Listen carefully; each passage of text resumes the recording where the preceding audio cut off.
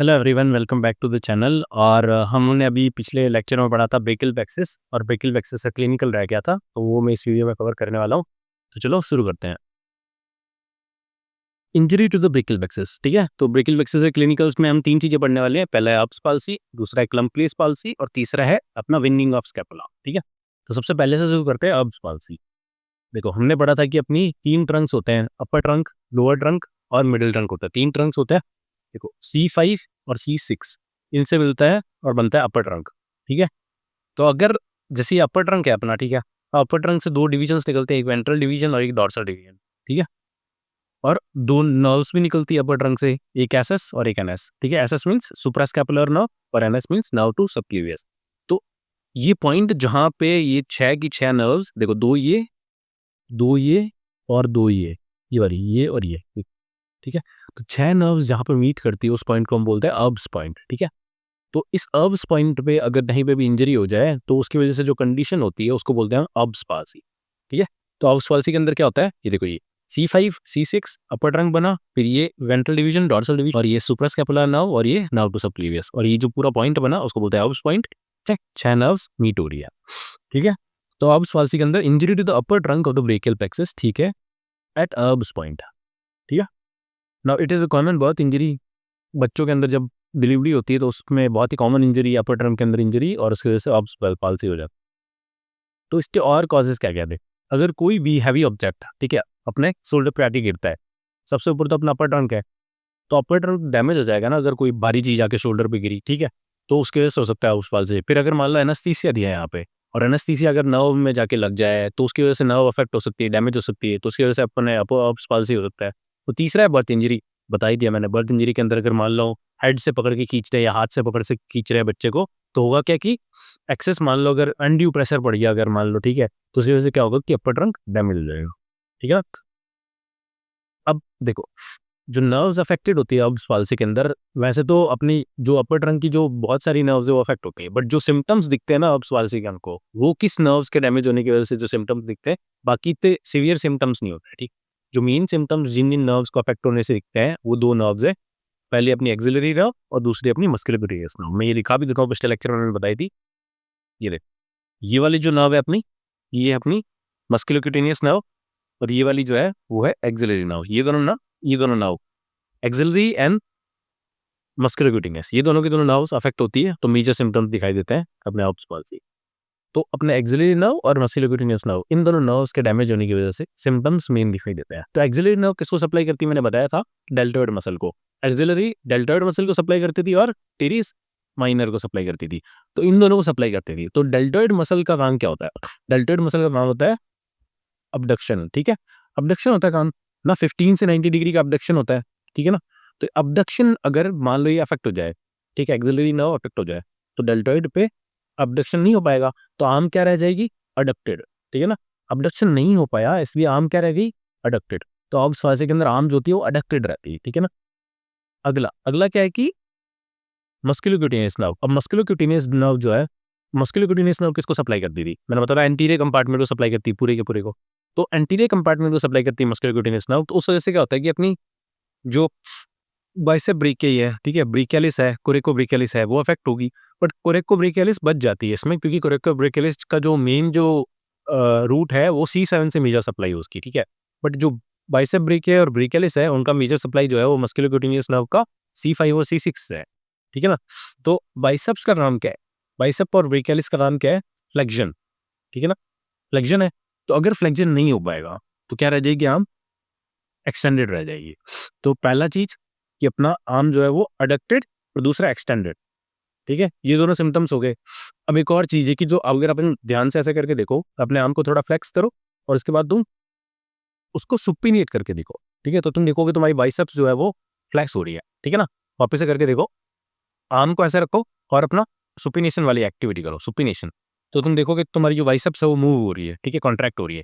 मतलब बाइसेप्स जो है एक स्ट्रॉन्ग सुपिनेटर भी है। तो बाइसेप्स जो है अगर वो अफेक्ट हो गई तो सुपिनेशन भी अफेक्ट हो जाएगी, ठीक है। तो आर्म कैसी रह जाएगी, प्रोनेटेड, ठीक है ना, प्रोनेटेड रह जाएगी। तो आर्म, और इवन जो सुपिनेशन के अंदर एक सुपिनेटर मसल भी हेल्प करती है, ठीक है। तो सुपिनेटर मसल भी अब्स पाल्सी के अंदर अफेक्टेड रहती है। तो उसकी वजह से सुपिनेशन नहीं हो पाएगा। तो आर्म जो है वो अडक्टेड रहती है, एक्सटेंडेड रहती है और प्रोनेटेड रहती है, ठीक है ना।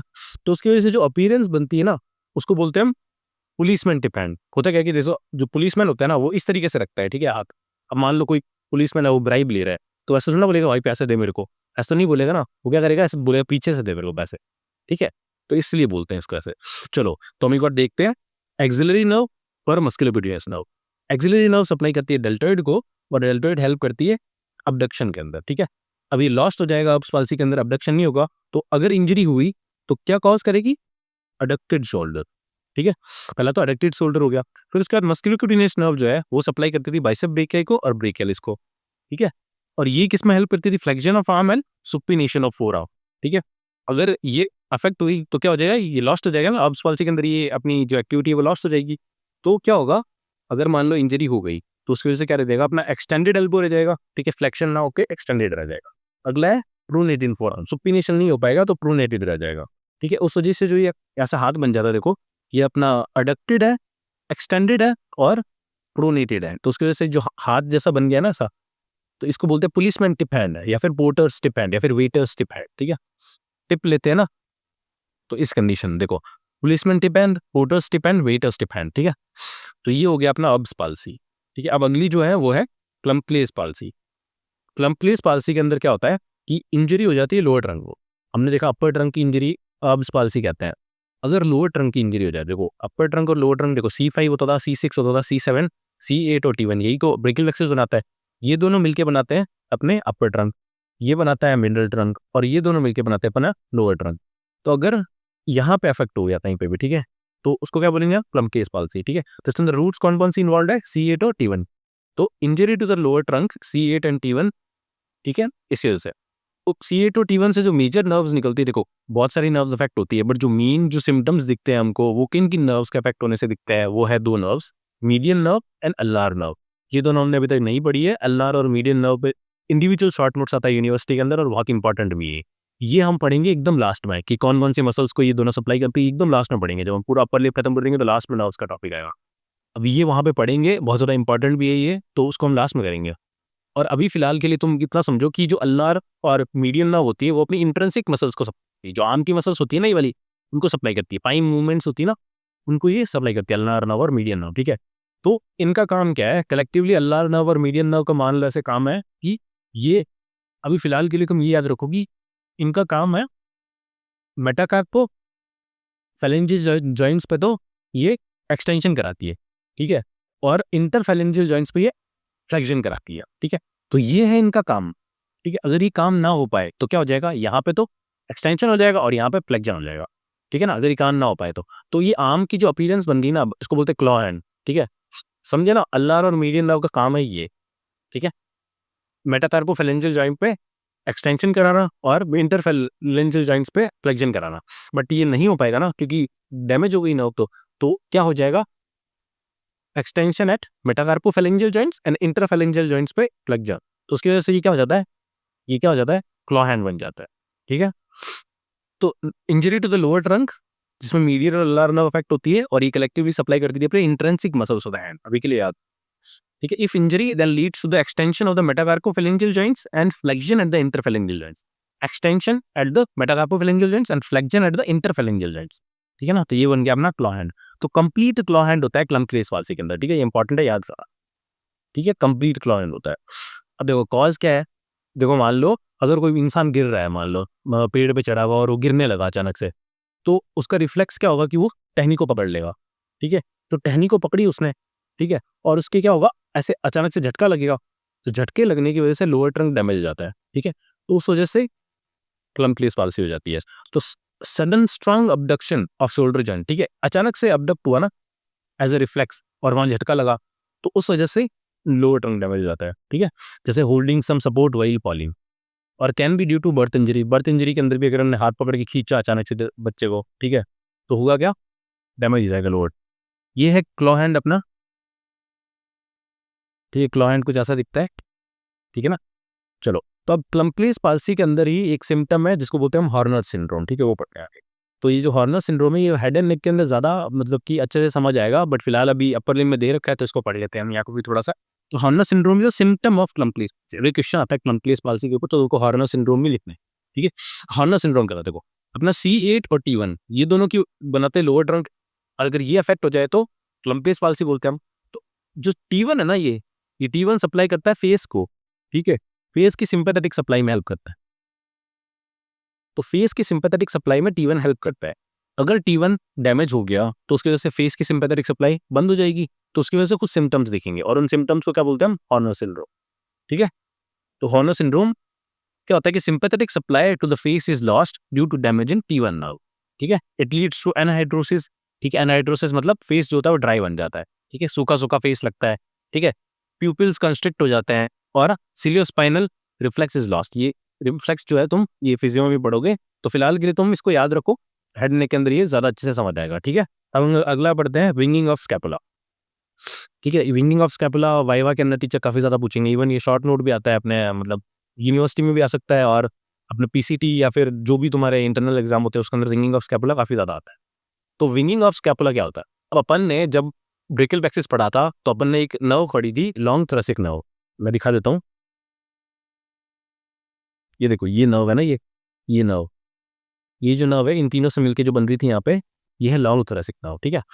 अगर ये लॉन्ग थोरेसिक नर्व डैमेज हो जाए, ठीक है, इस लॉन्ग थोरेसिक नर्व को नर्व ऑफ बेल भी बोलते हैं, अगर ये डैमेज हो जाती है, ठीक है। ये किसको सप्लाई करती थी, याद हो दो, ये सप्लाई करती थी सेरेटस एंटीरियर मसल को, ठीक है।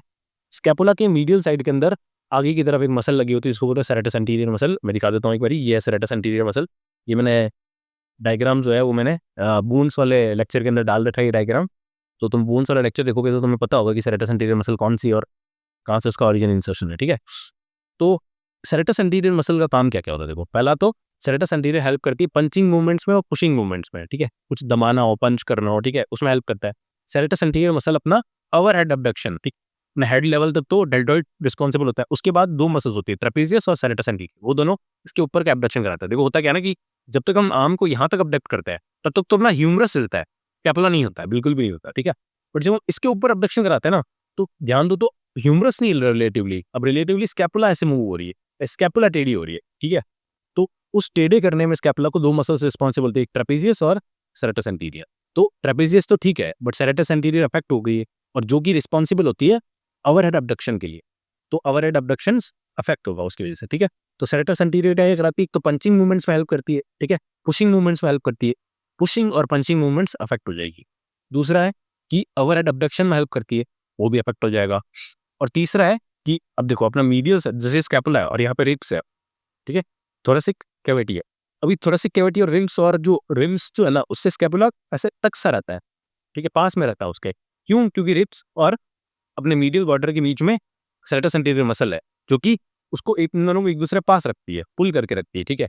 अगर सेरेटस एंटीरियर मान लो खराब हो गई है तो क्या होगा कि मीडियल बॉर्डर जो है वो ढीला पड़ जाएगा और पीछे चला जाएगा, ठीक है ना, क्योंकि खींच के नहीं रख रही है वो सेरेटस एंटीरियर, तो पीछे हो जाएगा। ये देखो ना, ये है अपनी सेरेटस एंटीरियर मसल जो रिब्स, और इसमें इस पिक्चर में क्या है ना कि स्कैपुला जो उसके लेटरल एंड जो है उसको हमने पीछे की तरफ खींच के रखा ताकि हमें ये दिखे, ठीक है ना, सेरेटस एंटीरियर।